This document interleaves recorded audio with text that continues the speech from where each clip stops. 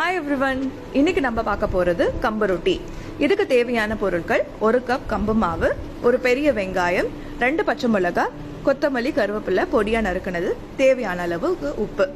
இதோட உங்களுக்கு தேவைப்பட்டா தேங்காய் துருவல் கூட சேர்த்துக்கலாம், நல்லா இருக்கும். ஆனா இன்னைக்கு நாங்க அதை சேர்த்துக்கல. 1 கப் கம்பு மாவுல தேவையான அளவுக்கு உப்பு சேர்த்து கொதிக்கிற வெந்நீர் எடுத்து ஊத்திக்கோங்க. ரொம்ப சூடா இருக்கிறதுனால கை வைக்க வேண்டாம், கரண்டியால கிளறி எடுத்துக்கோங்க. இதோட நீங்க ஏற்கனவே நறுக்கி வச்ச பொடியான கொத்தமல்லி, கருவேப்பிலை, பச்சை மிளகாய், வெங்காயம் எல்லாம் சேர்த்து நல்லா சப்பாத்தி மாவு அளவுக்கு பிசைஞ்சு எடுத்து அதை ஒரு தட்டுல பால்ஸ் மாதிரி பண்ணி அதை நல்லா தட்டி எடுத்துக்கோங்க. இதுக்கப்புறம் அடுப்பில் தோசை தவா போட்டு அதில் சூடானதுக்கு அப்புறம் இந்த தட்டி வச்சிருந்த அடையை அதில் போட்டு தேவையான அளவுக்கு நெய்யோ எண்ணெயோ ஊற்றி நல்லா வேகிற அளவுக்கு 2 சைடு திருப்பி போட்டு எடுத்துக்கோங்க. இது சூடான சுவையான கம்பு ரொட்டி தயார். இதோட நீங்க தக்காளி சட்னி, தேங்காய் சட்னியோட இதை சர்வ் பண்ணிக்கலாம்.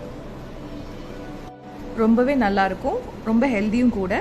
டேஸ்ட் பண்ணுங்க, என்ஜாய் பண்ணுங்க. பாய்.